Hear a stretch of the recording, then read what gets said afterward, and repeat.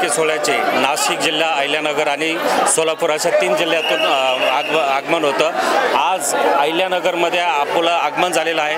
अहिल्यानगरच्या ग्रामस्थांनी, या इथल्या नागरिकांनी, तसेच विशेष करून येथील आमदार शिवाजीराव कर्डिले साहेब, त्यांचे सुपुत्र यांनी फार अक्षय महार यांनी खूप चांगल्या प्रकारे स्वागत केलेलं आहे। वारकऱ्यांचं आदरातिथ्य केलेलं आहे। वारकरी परंपरा ही आपल्या महाराष्ट्राची संस्कृती आहे। ती संस्कृती कशी आहे याचे त्यांनी आदर्श घालून अशा चांगल्या पद्धतीने स्वागत केलेलं आहे। इथल्या ज्या काही प्रशासनाने सुविधा दिलेल्या अतिशय चांगल्या प्रकारे केलेल्या आहेत। वारकऱ्यांसाठी ज्या कुठल्याही प्रकारे असुविधा होणार नाही अशी काळजी इथल्या लोकप्रतिनिधींनी तसेच प्रशासनाने घेतलेली आहे। येथील लोकप्रतिनिधी, विशेषतः आमदार कर्डिले साहेब, तसेच इथल्या हमाल पंचायत समिती असेल, मार्केट कमिटी असेल, महानगरपालिका असेल, जिल्हा परिषद असेल, सर्वांचे संस्थांच्या वतीने व संपूर्ण या वारकरी समाजाच्या वतीने खूप खूप धन्यवाद। विश्वगुरु संत महाराजांची पालखी अहिल्यानगर शहरात दाखल झाली, काय भावना आहेत, कशा प्रकारे?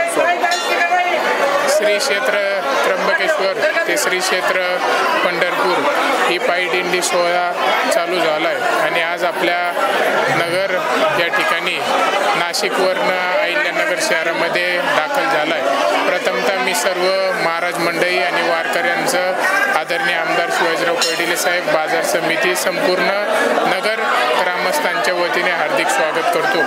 आज अतिशय आनंद वाटतोय की या पायदिंडी सोहळ्यामध्ये आपल्या सर्व नगरकरांना यामध्ये सहभागी होण्याची संधी मिळाली। खरं म्हणजे सर्वात महाराष्ट्रात मोठी दिंडी म्हटलं तर श्री संत निवृत्ती महाराज यांची दिंडी म्हटलं जातं, कारण की संपूर्ण महाराष्ट्रातून याच्यात वारकरी मोठ्या प्रमाणात सहभागी होतात आणि निश्चितपणे अतिशय चांगल्या पद्धतीने सर्व विश्वस्त अध्यक्ष साहेब यांनी सर्वांनी अतिशय चांगल्या प्रकारे नियोजन करून हा सोहळा चालू केला आहे आणि निश्चितपणे आमचं भाग्य आहे की आम्हाला ह्या पायदिंडी सोहळ्यामध्ये सहभागी होण्याची संधी मिळाली, सेवा करायची संधी मिळाली।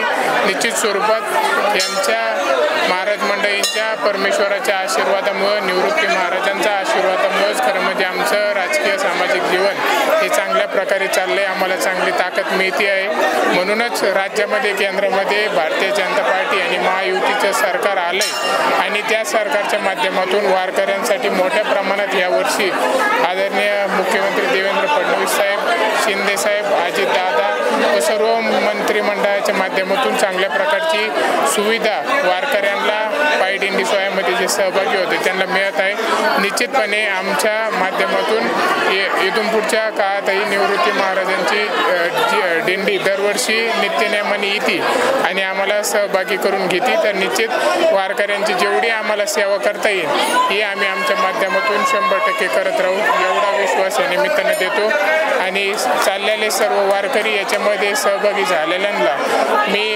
अशीच परमेश्वराला, विठ्ठलाला प्रार्थना करतो की ज्या मनोकामना, इच्छा घेऊन वारकरी हे पायदिंडी सोहळ्यामध्ये चाललेत, खरं म्हणजे हा आनंद जेवढा पायदिंडी सोहळ्यामध्ये मिळतो तेवढा किती कोणाला कोटी रुपये जरी दिले तरी पण एवढा आनंद काही मिळू शकत नाही जेवढा या पायदिंडी सोहळ्यामध्ये जाणाऱ्यांना मिळतो।